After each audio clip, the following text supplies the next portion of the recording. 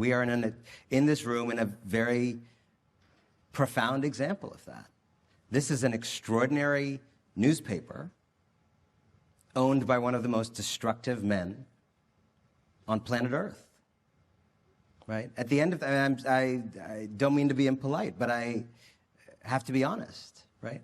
And my friends who work at the Journal, again, sitting on the couch over drinks, don't say things very different than what I say.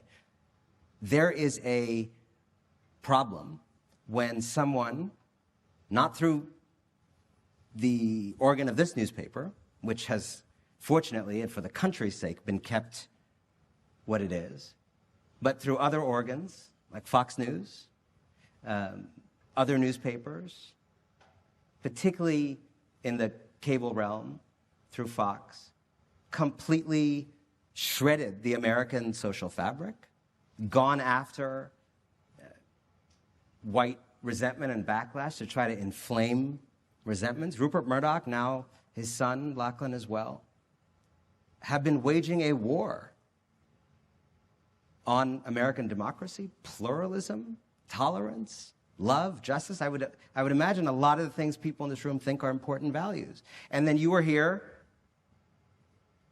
at this old newspaper that he acquired, that he's, I guess, blessedly left untouched. And what do you do? What do you do?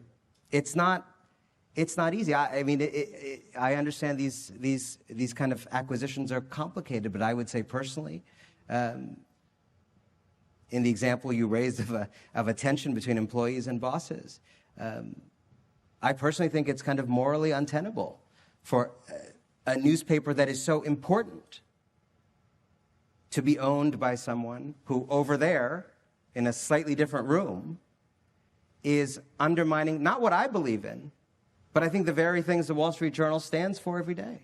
Ideas of truth, ideas of fairness, of accuracy, right? And that is what this paper stands for. You've seen it on the stage. You see it in our pages every day. I am here, right? I mean, I was surprised to be here. And I was told by 3 people before I came on, we want you to be provocative. I mean, I deeply, like, if I was you, I would not invite me, right? Like, this is your spirit. This is your commitment, right?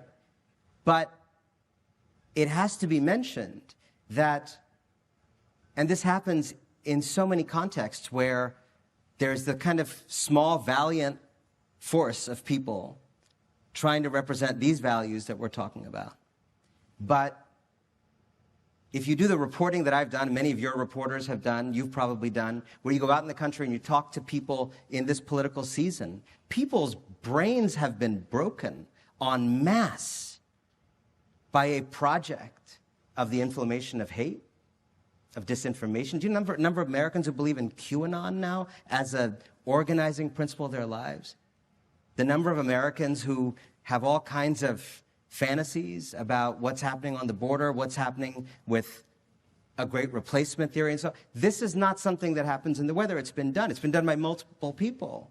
But Rupert Murdoch's legacy is that America. So if you are a good reporter at the Wall Street Journal, a good employee, as your question asks, who disagrees with the bosses, what do you do? And I would say, in this case and in many cases, you refuse the conditions of the deal. You refuse to work for someone who is undermining what you stand for every day, the values you stand for every day. And I think we're going to need to see in the era that's coming courage like that across the board, institution after institution after institution.